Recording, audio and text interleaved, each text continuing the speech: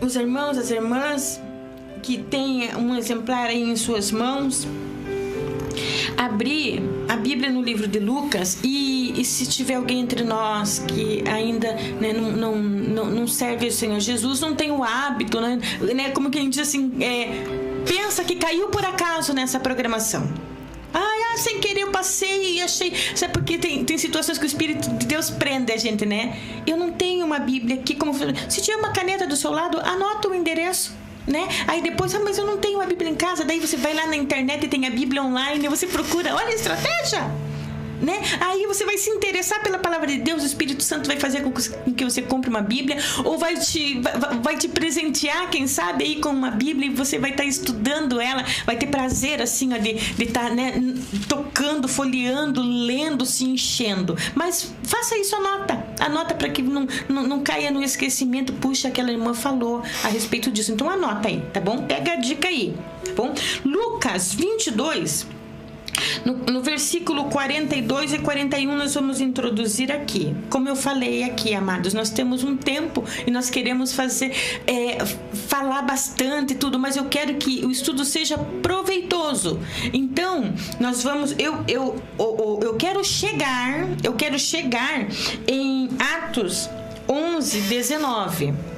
Né? Eu quero chegar, mas irmã, mas se você citou, mas não deu tempo de chegar. Mas nós já estamos preparando lá para Atos 11, através dos textos que nós vamos conversando aqui, né? Aí, se não der tempo de nós terminar, semana que vem nós vamos indo, e assim o Senhor vai, né? Vai abrindo a importância é a gente entender, receber os conteúdos e entender, tá bom? Então lá no livro de Lucas, no capítulo 22, no versículo 41, no 42 nós vamos ler, no 43, 41, 42, 43 e 44, e 44. Então, ou seja, do 41 ao 44. Vamos ler. Aí depois nós vamos conversar um pouquinho a respeito de Mateus 27, 19. Aí nós vamos lá para Deuteronômio 21, que não está marcado aqui, mas o Espírito Santo me fez lembrar, né? Deuteronômio 21, e assim nós vamos entender a palavra de Deus. Aí a primeira coisa que nós temos um tema, o sangue. Vamos falar um pouquinho a respeito vamos introduzir falando um pouquinho a respeito do sangue precioso de Jesus, né? Vamos falar a respeito desse sangue precioso na leitura que nós vamos fazer aqui nessa leitura de Lucas, né? E depois como que esse sangue ele vai fazendo a obra dele. A gente vai saber que Jesus vai ser crucificado lá para frente e tudo, mas nós vamos entender, e daí nós vamos chegar num ponto da importância deste sangue no ato evangelístico, para quem esse sangue foi derramado, né? O propósito, o controle de Deus sobre todas as coisas. O controle de Deus sobre todas as coisas. Vamos fazer a leitura e daí nós vamos conversando, porque quem conhece a irmã Luciane sabe que a irmã Luciane gosta de falar. Eu gosto de falar bastante. Talvez seja até por isso que na semana passada eu estava sem voz. Mas eu gosto de falar, eu gosto de trazer tudo aquilo que Jesus me ensinou lá no meu cantinho, na minha casa. Eu gosto de, com muita humildade, com muito temor, com muito tremor, colocar aí para vocês, tá bom? Olha, Lucas 22, no versículo 41, diz assim, vamos ler até o 44, tá bom? Então ele se afastou deles à distância de um tiro de pedra, ajoelhou-se e começou a orar. É Jesus, tá? Aí Jesus ora assim, olha: Pai, se queres, afasta de mim este cálice. Entretanto, não seja feita a minha vontade, mas o que tu desejas. Foi então que apareceu um anjo do céu que o encorajava, e em grande agonia orava ainda mais intensamente. E aconteceu porque seu suor se transformou em gotas de sangue caindo sobre a terra. Primeiro nós vamos conversar um pouquinho a respeito disso aqui, depois nós vamos para Mateus 27, tá bom? 27, acho que a partir do versículo 11, se eu não me engano. Vamos ver lá. Então aqui nós estamos, já está terminando, já está se cumprindo, né, o tempo, vamos dizer assim, de vida de Jesus aqui na terra, né? Porque Jesus foi o missionário que desceu do céu, né? O missionário que desceu do céu. E ele veio, né, com um propósito, todos nós sabemos, né? E essa semente, ela foi tão perseguida, a semente de Jesus, desde quando Jesus falou, né, para Adão e para Eva, lá em Gênesis 3,15, que da semente da mulher viria um, né, que pisaria na cabeça de Satanás, né? Então, só que esta semente, por isso que eu digo, isso já nem estava anotado aqui, a palavra ela é tão abundante, a gente tem que deixar Deus nos usar. Aí se não der tempo, a gente finaliza, semana que vem a gente continua, porque nós precisamos saber, esta semente ela já vem sido perseguida desde o proto-evangelho, né? Quando Deus ele diz que da semente da mulher viria um que iria dar fim por uma vez por todas no inimigo, no diabo, né?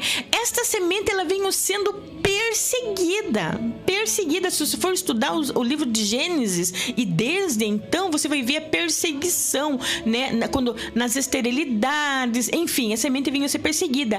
E agora essa semente nasceu, né? Essa semente germinou e Jesus ele veio, né, do ventre, né, pela uma virgem, assim foi feito.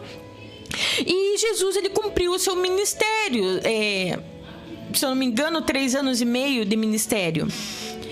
Aí acontece o quê? Que agora já está terminando o seu ministério enquanto Jesus em vida, forma humana.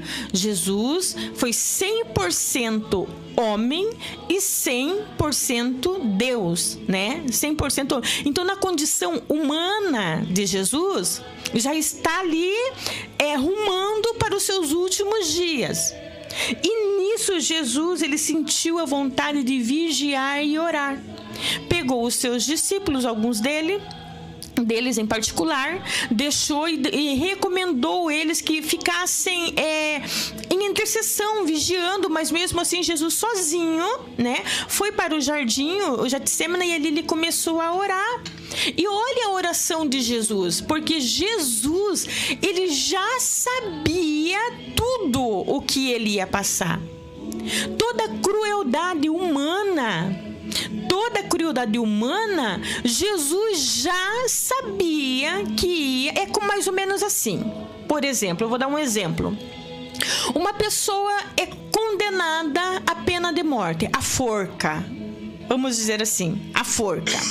A pessoa foi condenada à forca. Existe, digamos assim, que existe essa sentença aqui no Brasil, tá? Pena de morte.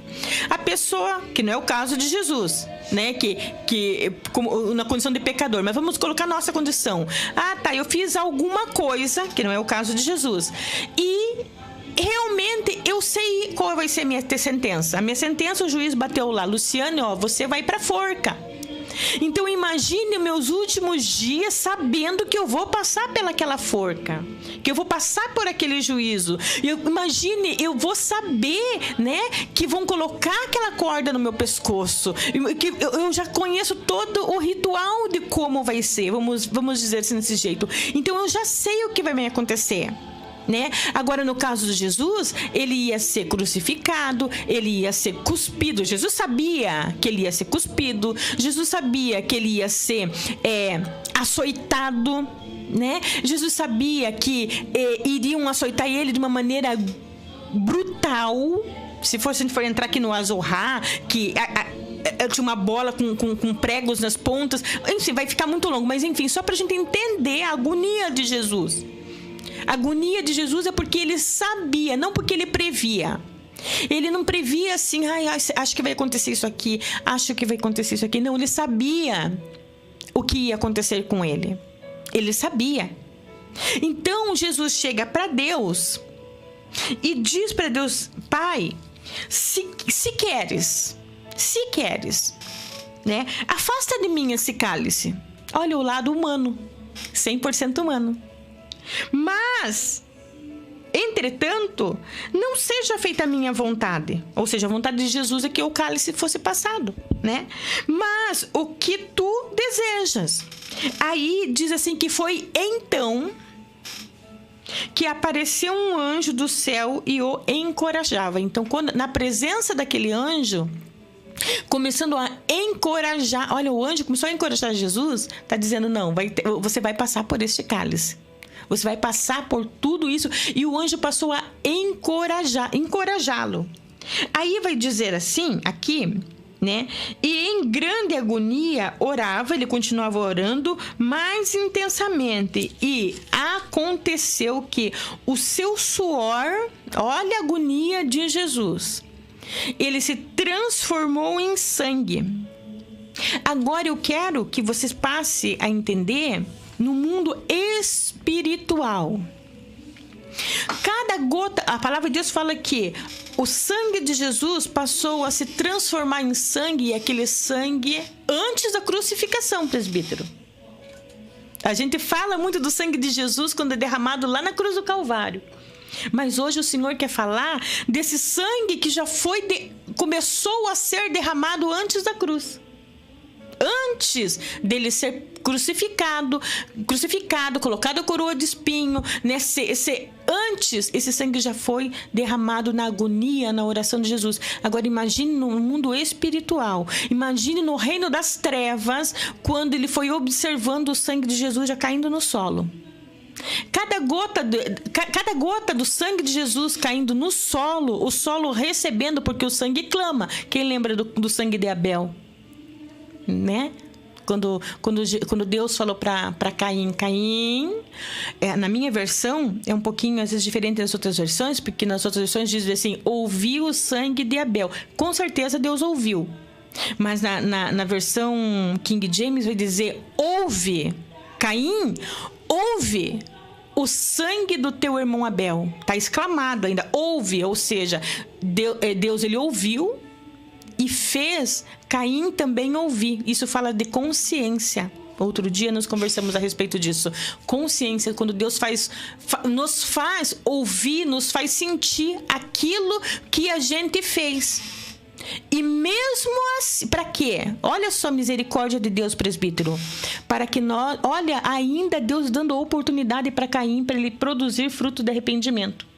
Quando Deus diz assim: Caim, ouve, não ouvi, ou eu ouvi, ouça, Caim, ouve o sangue do teu irmão clamando a mim desde a terra. É uma oportunidade que Deus está dando para Caim. Fala bem assim: Senhor, realmente o Senhor já tinha me avisado lá antes, eu estava muito enfurecido, eu não vi, eu pequei, me perdoa. E a oportunidade do Caim é produzir frutos de arrependimento. Mas sabe o que Caim faz? Quando Deus fala assim: olha, ouve o sangue do teu irmão, clama a mim desde a terra, agora vai acontecer isso, o Caim olha para Deus, eu imagino ele, né? Esse castigo é muito pesado para mim. Ele começa a murmurar, ele em nenhum momento ele produz fruto de arrependimento, mesmo Deus dando a oportunidade dele ouvir, né, o sangue do irmão.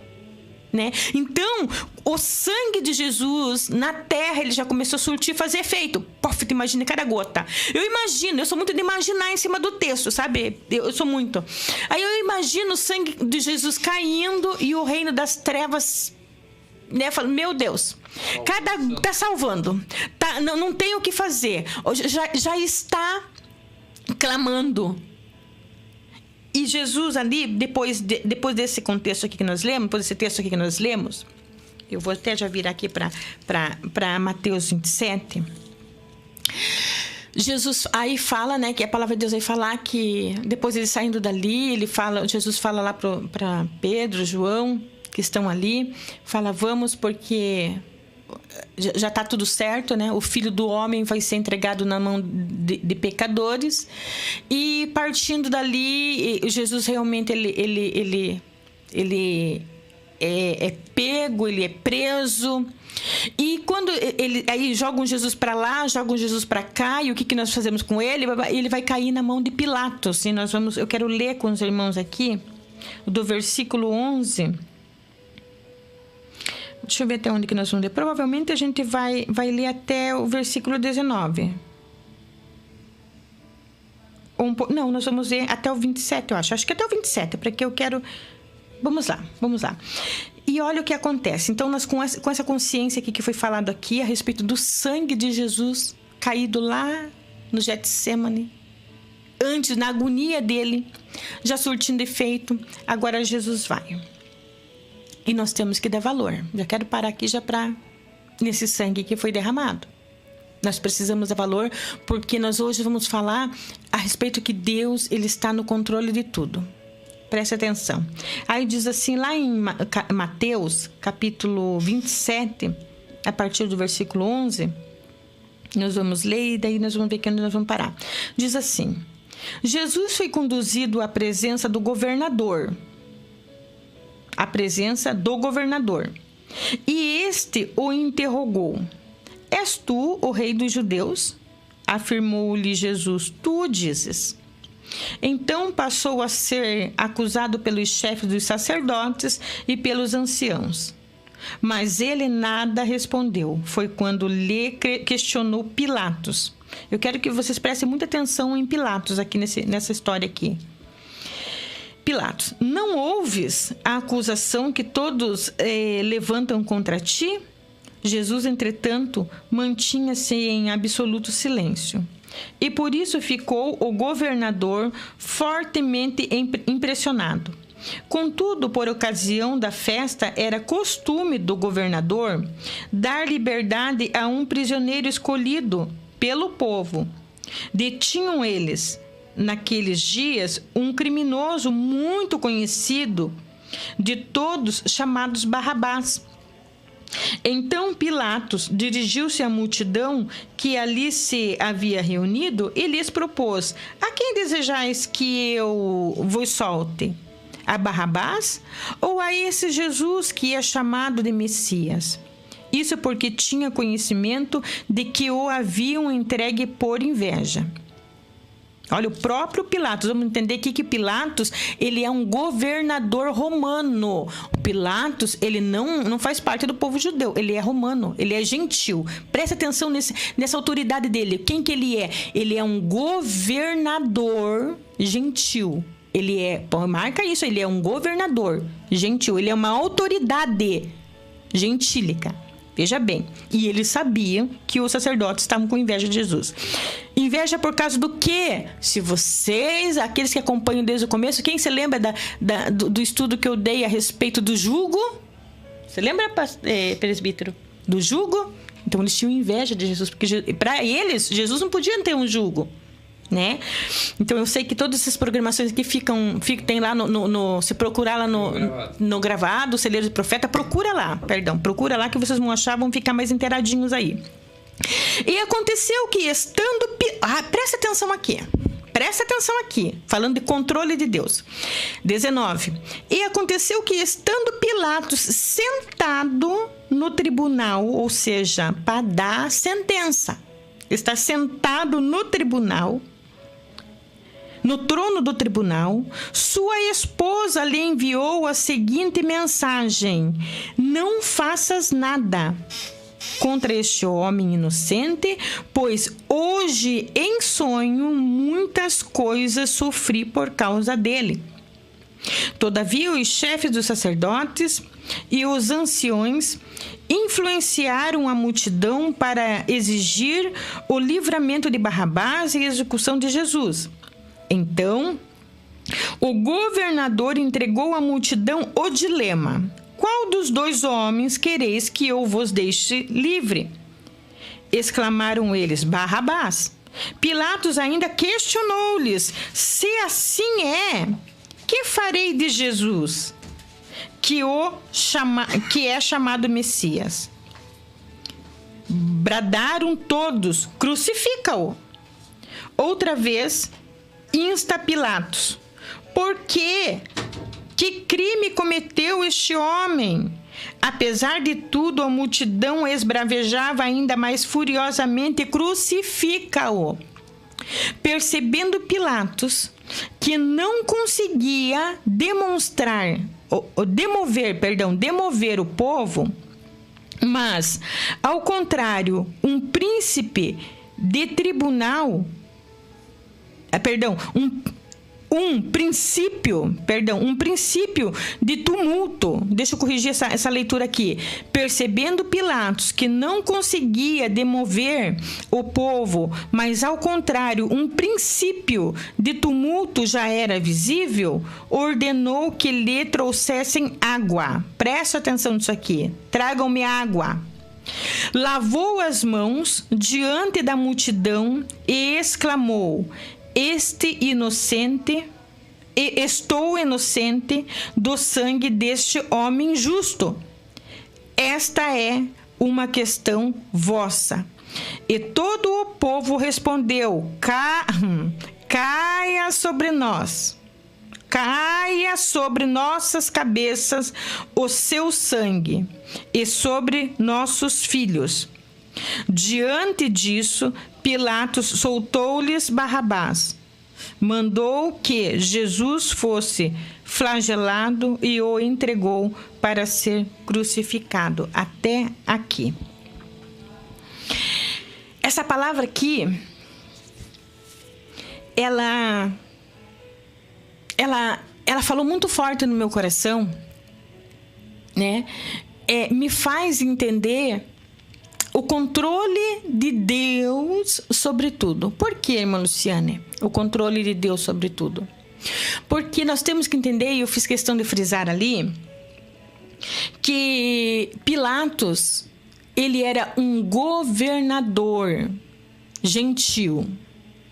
Pilatos, ele não conhecia, né? Ele não conhecia as leis do Senhor dadas a Israel. Pilatos, ele não conhecia, né? Então, ele é um governador, ele é um representante. Hoje nós vamos entender o momento do cumprimento do ato profético de Deuteronômio 21. Quando o Senhor me mostrou essa palavra aqui, eu procurei, né? Nas entrelinhas, né? Eu procurei ver algum comentário a respeito, mas parece que eu percebo assim que não são todos, mas muitos não entendem o ato de Pilatos lavar a mão. Por que Pilatos lavou a mão?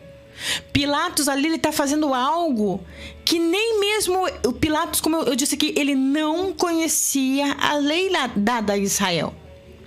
Pilatos, ele fez um ato profético ali, ele cumpriu, sim, Pilatos, um ato profético, né? Nós precisamos entender o ato de lavar as mãos, e nós temos que entender que Pilatos, ele não conhecia, né, este ato de lavar as mãos, o poder, né?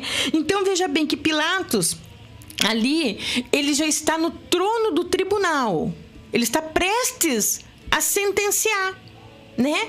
E aí o que ele vai fazer? Ele é um representante não dos judeus, ele é um representante dos gentios, ele é uma autoridade governamental, né? Dos gentios. Aí o que ele faz? Ele vai ali, está prestes ali para julgar Jesus. Nisso, de repente, chega,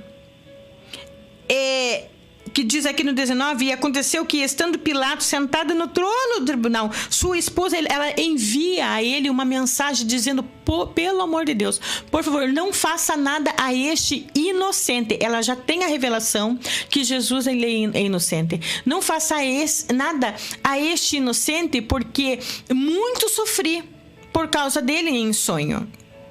Muito sofri.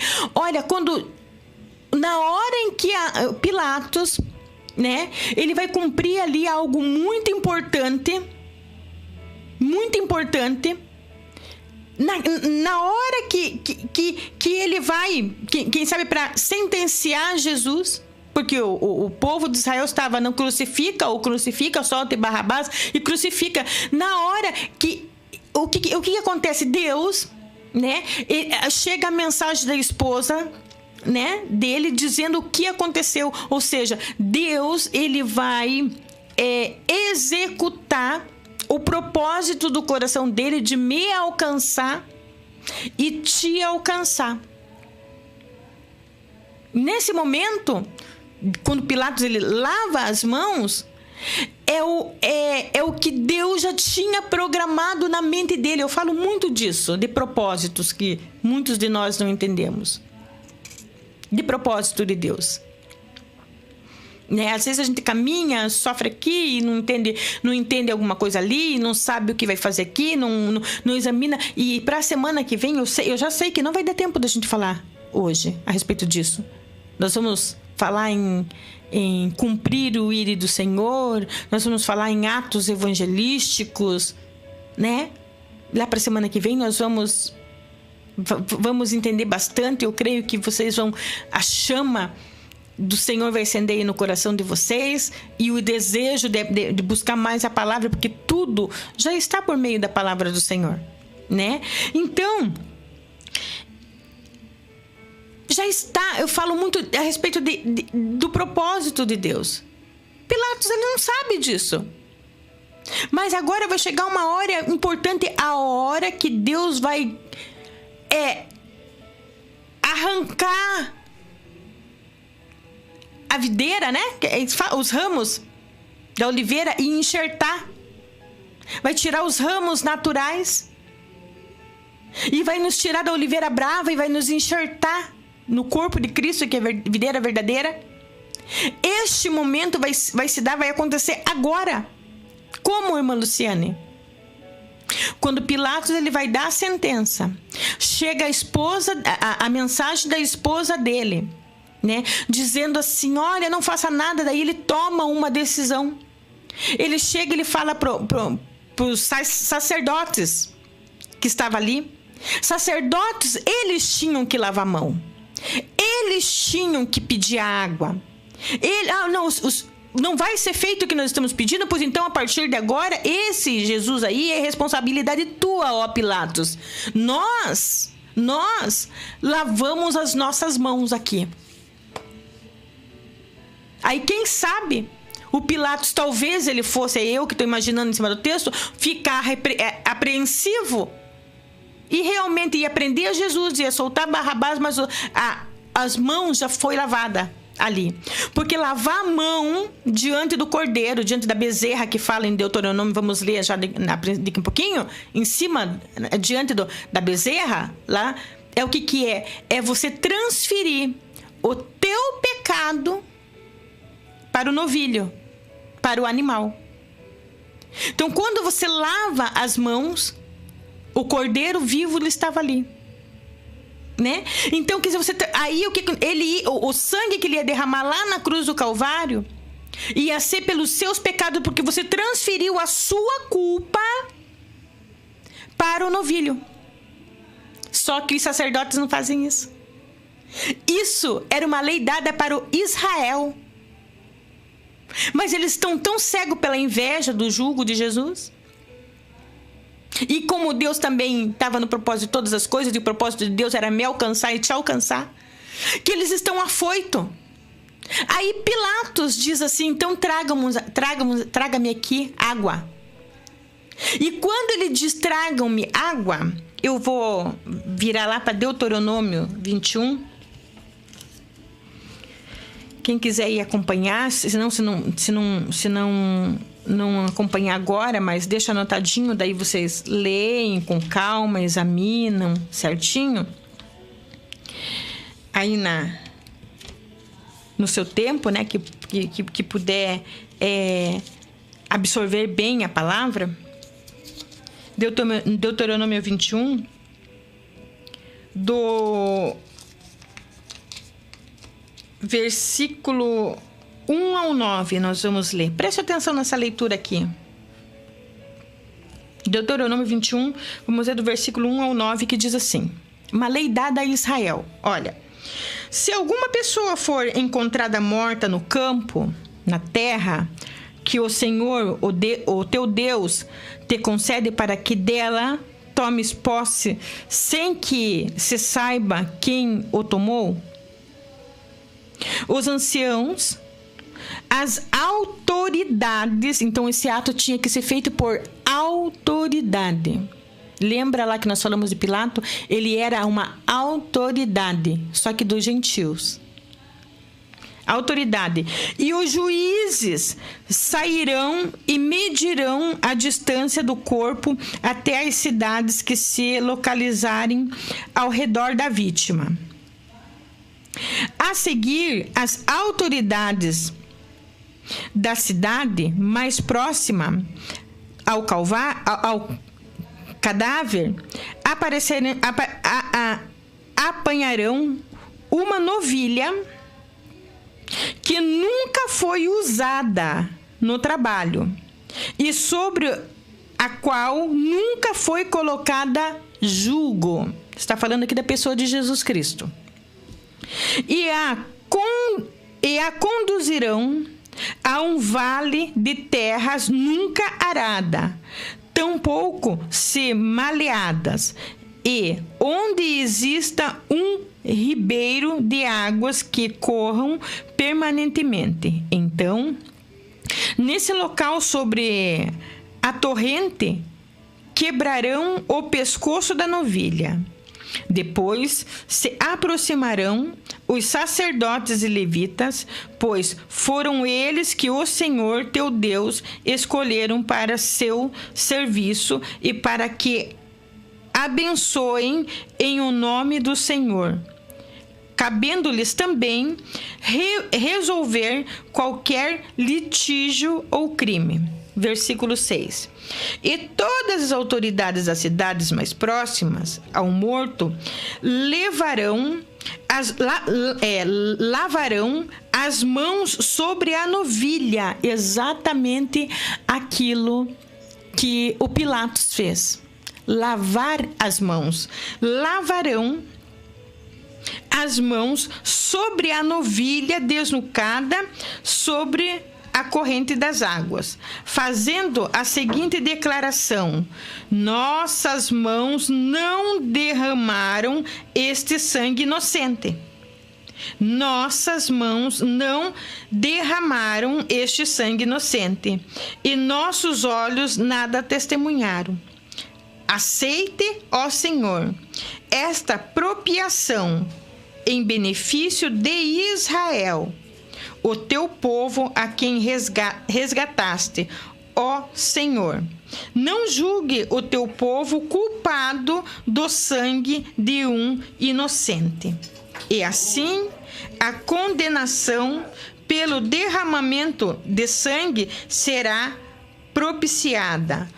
Tu, porém, farás com que desapareça do teu meio o derramamento de sangue inocente, porque farás o que é justo e é digno aos olhos do Senhor. Prestaram atenção aqui? Este ato é um ato. Pilatos ali o que Pilatos é? Pilatos, ele é um sentido profético. Né? Pilatos ali é a pessoa que Deus profeticamente ele vai usar para resgatar os gentios. Que bênção! Que bênção! Sabe, quando a gente fala assim, resgatar o sangue gentil, eu lembro da passagem quando Deus ele falou, né, que deu a ordem, né, para que Abraão, né, e seu filho Ismael ele fosse circuncidado, ou seja, esse ato da circuncisão era para fazer, né, dos filhos de Abraão, do filho, no caso de Abraão, se tornasse povo de Deus. Né? Então, todos aqueles que eram circuncidados faziam parte do povo de Deus. né? Então aí Deus, ele dá essa ordem a Abraão, e assim é feito. Abraão, ele circuncida o seu filho, se circuncida, faz a circuncisão para todos ali da sua casa, dos seus empregados, ou seja, né? Só que, para quê? Para fazer daquele povo o povo de Deus, um povo separado de Deus, com aquela marca da circuncisão.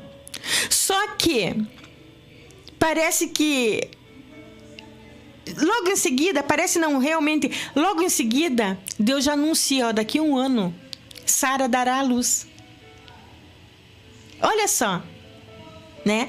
Deus, ele faz o método da circuncisão para separar um povo para ele, um povo peculiar dele, né? Pelo método da circuncisão. Mas, já no mesmo texto, no mesmo contexto, já é anunciado que Sara iria dar luz, que Isaac iria nascer, que dali iria sair o povo escolhido de Deus. E agora, né?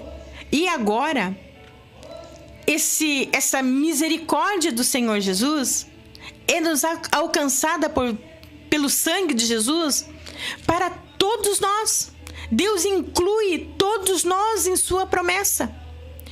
Aqui, nessa ordem dada ao povo de Israel, né, é um momento de quando aquele povo, ele jogava toda a sua culpa, todos os seus pecados em cima daquele novilho, daquela bezerra, como diz aqui, né? E quando era feito isso, quando era lavado as suas mãos diante daquele animal que nunca tinha sido dado ao trabalho, colocado para trabalhar, nunca tivesse carregado jugo algum, né? Aquele animal puro. Agora ia ser lavado, né? As mãos em cima, ou seja, um ritual onde se transferia o seu pecado em cima daquele animal, que quando o sangue daquele animal fosse derramado, todos os seus pecados, né, seriam transferidos para ele morreria pelos seus pecados. Pilatos não sabia disso. Pilatos não pertencia a Israel, ao povo de Israel. Este ato aqui foi dado para o povo de Israel. Este ato aqui tinha que ser feito pelos sacerdotes. Se os sacerdotes tivessem feito esse ato, eles tivessem tido a decisão de lavar as mãos diante de Cristo, ainda que eles estivessem na condição de pecado, ainda que eles estivessem, né, enlouquecidos pela inveja, pela ganância, para eles ainda, Jesus teria, por isso que a palavra de Deus fala, Jesus, ele veio para os seus, mas os seus o rejeitaram.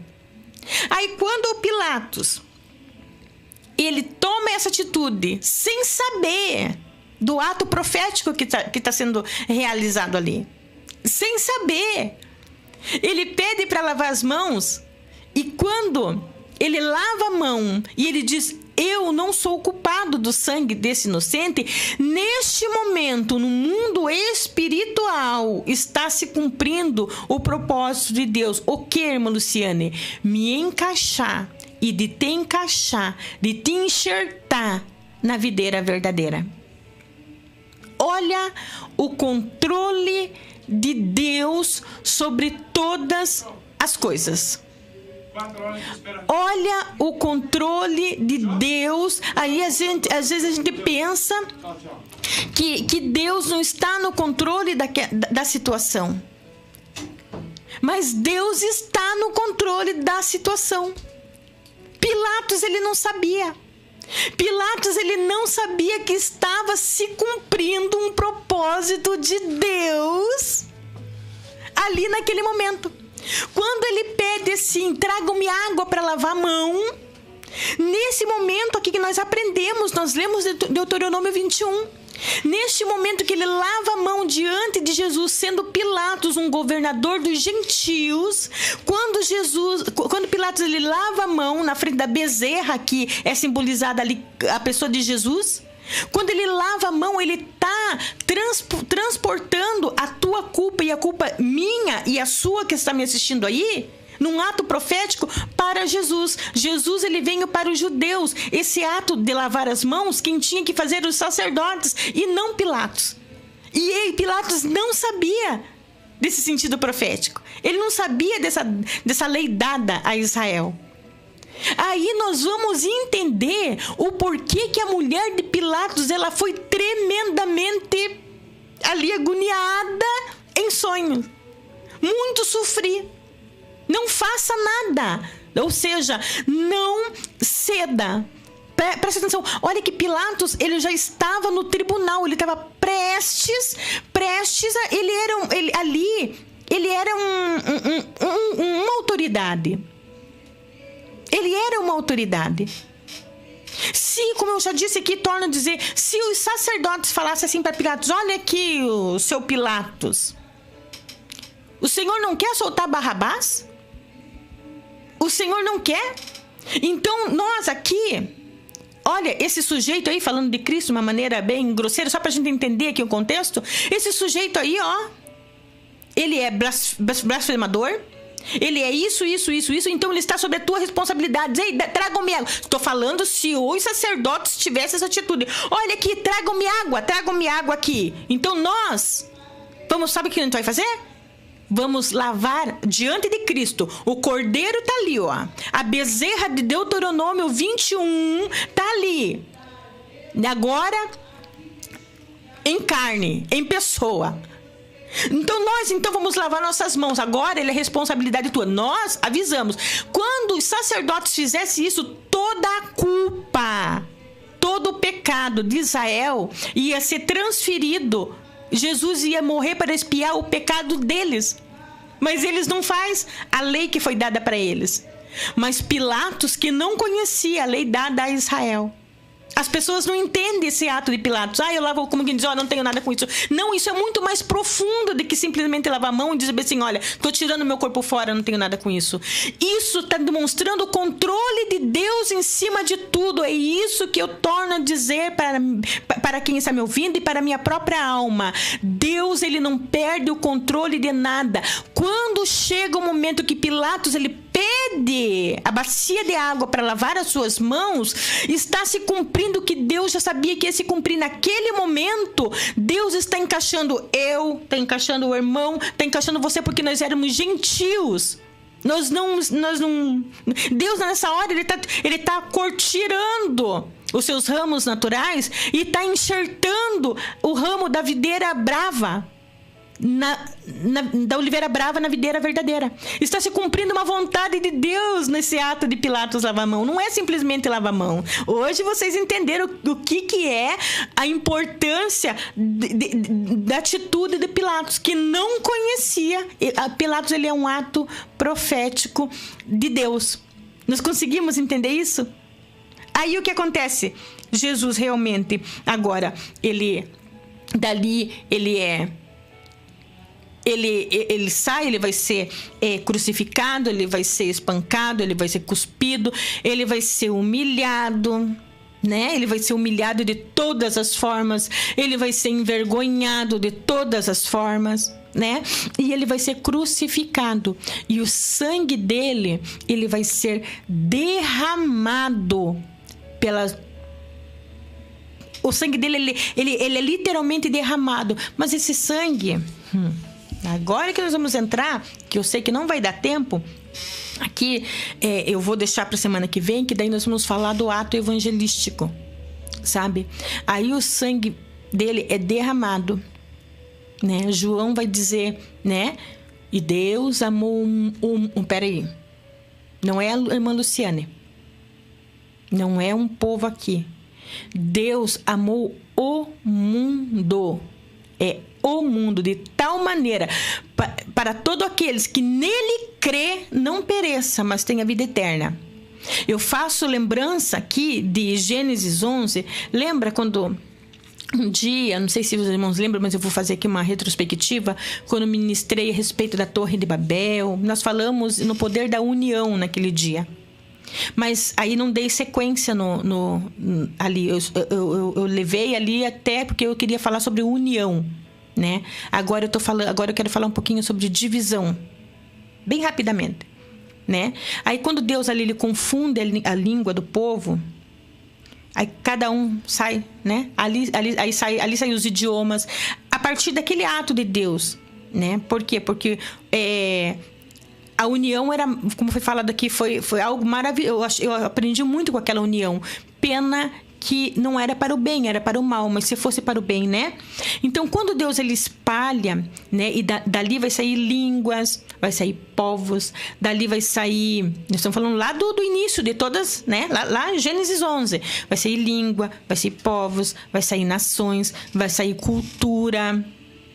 Né? E aí nós temos que entender que cada um de nós, independente da cor da pele, independente da sua... como que eu posso dizer aqui? Nacionalidade do seu povo, com sua cultura. Todos nós, presbítero, nascemos com a essência da adoração. Todos. Se for pegar um bebezinho,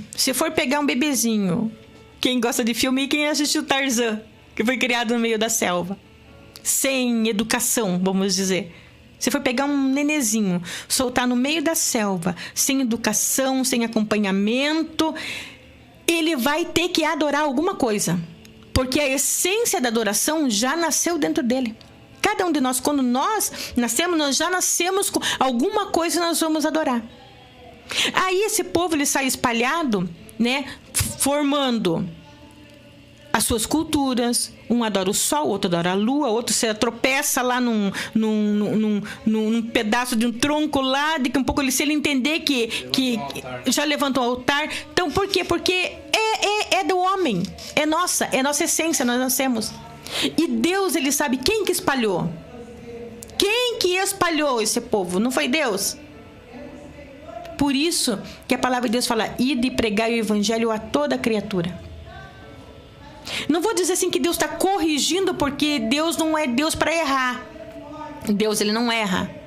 Mas ele é Deus que ele está no controle de todas as coisas. Por isso que às vezes na vida da gente, às vezes chegam uns profetas, a gente está na igreja, chegam uns profetas e falam assim pra gente: olha, eis que estou fazendo um rebuliço, e Deus usa aquela pessoa, né, para nos orientar que ele vai fazer um rebuliço na nossa vida. E fazer rebuliço, quando vem um profeta e fala para mim: olha, tô soprando, tô fazendo um rebuliço, eu já vou direto para oração, porque eu sei que Deus vai mexer. Só que Deus, ele faz o rebuliço para depois ele colocar cada osso no seu osso. Então, quando Deus ele espalha alguma coisa, é para um propósito que é necessário. Às vezes a gente quer as coisas tudo no projeto final. Nós queremos as coisas no projeto final, não sabendo que na caminhada do projeto ali, nós vamos aprendendo a ter comunhão com Deus, né? E nós não queremos. Aí o Senhor, lá em Gênesis 11, o Senhor espalhou.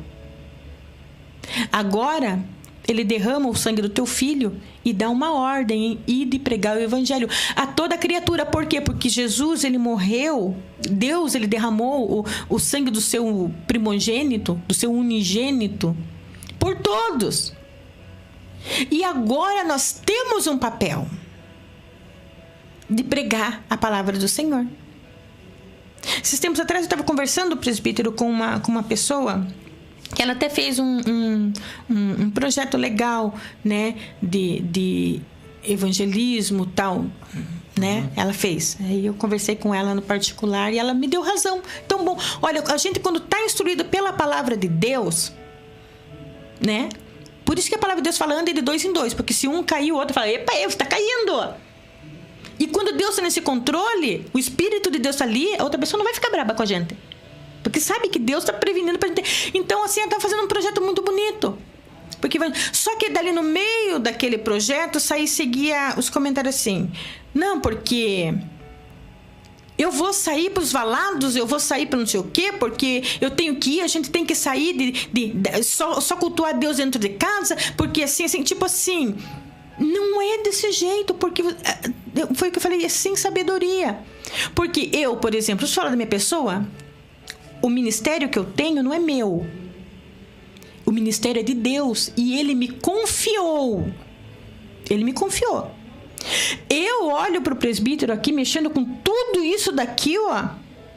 É claro que se a gente se dedicar, né? Mas o que Deus deu para ele, Ele não deu para mim. Por isso que Paulo vai falar assim, olha, um é ouvido, outro é olho, outro é braço, outro é perna. Mas o legal é que tudo isso ele compõe o quê? O corpo de Cristo, porque a cabeça é Cristo. Então a minha mão, ela não vai fazer o que o meu ouvido faz, né? A minha boca, ela não vai fazer a função do meu olho. Mas olha, uma coisa tá ligada à outra, porque meus olhos veem, a minha boca ela vai executar, vai passar mensagem, tudo é uma coisa ligada à outra. E é isso que nós precisamos abrir a mente. Nós temos que tomar cuidado para a gente não cair na mão do inimigo. De não, digamos assim, irmã Luciana, eu gosto de ensinar. Mas eu não tenho, às vezes, quando eu me convido a ministrar, fala, pastora Luciana, eu já corrijo, falo, eu não sou pastora. Né? Eu ensino, eu vou lá, eu levo a mensagem, porque eu não tenho a unção de pastor. Né? Então, se um irmão tem a unção de evangelizar, faça com excelência, evangelize, mas não tire a autonomia daqueles que estão trabalhando lá dentro da casa, porque eles não estão desorientados. Aqueles que são do Senhor, eles também estão trabalhando no discipulado, apacentando, e cada um tem aquela unção que Deus deu. Mas nós fazemos parte de um corpo e nós temos que ter esse entendimento, porque nós temos que fazer valer, valorizar isso que nós falamos aqui, ó. O sangue de Jesus, que foi derramado lá, ó, em agonia, ele já foi começando a ser derramado gota por gota na terra. Depois na cruz do Calvário. Nós temos que valer o amor de Deus que tem por mim e por você, no ato profético de Pilatos, né? Que sem ele saber, presbítero, ele estava cumprindo o propósito do coração de Deus. Porque quando ele vai lavar as mãos, como eu falei aqui, eu repito, ele não está fazendo algo assim para, digamos assim, tirar o corpo fora, como dizem por aí. Nas mãos do Senhor. É diferente a situação, né? Ele está lavando a mão porque em Deuteronômio 21, Deus deu uma ordem para Israel, aquele que lavasse a mão em cima da novilha, que não podia ter jugo, não podia nunca ter sido ter trabalhado, lavrado a terra, aquele animal puro, né? O sacerdote ele tinha que uma vez por ano chegar diante daquele animal e lavava as mãos diante daquele animal ali. E quando o sacerdote fazia isso, o sacerdote representante do povo, ele estava representando todo o povo de Israel, todo o povo de Deus. Quando ele fazia isso, presbítero, toda a culpa daquele povo era transportado para aquele novilho e o sangue daquele animal era derramado pela culpa de todos. Mas agora aqui no texto que nós lemos em Mateus 27, o que era para o povo de Deus fazer, eles não fizeram. Aí Pilatos, que era um gentil, ele era também um líder, era um representante do gentil, ele tinha autoridade, ele faz, e por causa desse ato, por isso que eu e você, o irmão está aqui, estamos inclusos, para cumprir um propósito de Deus. Olha como Deus ele cumpre os seus propósitos. E por que nós fazemos as coisas de qualquer jeito? Achando que para eu me promover, eu preciso desonrar um pastor, digamos, mas aquele de lá só tá no púlpito, eu tô fazendo melhor porque eu tô indo pelos becos, pelos valados. Não, você está fazendo o que Deus colocou no teu coração para você fazer, e faça com excelência. Porque o ministério não é teu, o ministério é de Deus e Ele te confiou. E um dia eu vou ter que prestar conta. Eu não posso dizer que eu sou mais que o presbítero. Não, eu estou fazendo aquilo que Deus me deu para fazer. O presbítero não pode dizer, mas a irmã Luciana não entende nada disso daqui. O Senhor está fazendo o que Deus te confiou para fazer. Mas o bom de tudo é que o cabeça que é Cristo está nesse negócio. O irmão coopera aí, eu coopero aqui, a irmã coopera lá, o pastor coopera lá e a obra do Senhor, o sangue de Jesus está sendo valorizado. Eu tenho falado esses dias, eu falei para alguém, né, que a palavra de Deus, ela não tem preço. Então não queira comprar a palavra de Deus, que a gente não pode pagar pela palavra de Deus, ela não tem preço. Mas ela tem o quê? Valor. Ter preço é uma coisa, ter valor é outra. Mas sabe quem é que dá valor? Sou eu e você. Ela não tem preço. Ela tem valor. Mas o valor quem dá é eu e é você que está me ouvindo. Eu gostaria muito já de entrar para Atos, mas se eu entrar, vai demorar mais de 1 hora para eu concluir, porque senão eu vou deixar inacabado. Então vamos fazer assim. Semana que vem. Quarta-feira, 10 horas. Isso, 10 horas, em nome de Jesus. Nós vamos esse é bem extenso esse estudo. Vamos lá, e eu sei que o Senhor vai dar outros endereços bíblicos para nós ver a importância da evangelização. E se nós não concluirmos, nós deixamos para o outro, até onde Deus falar, não, agora muda de assunto, que agora é um outro tema. Estamos combinados?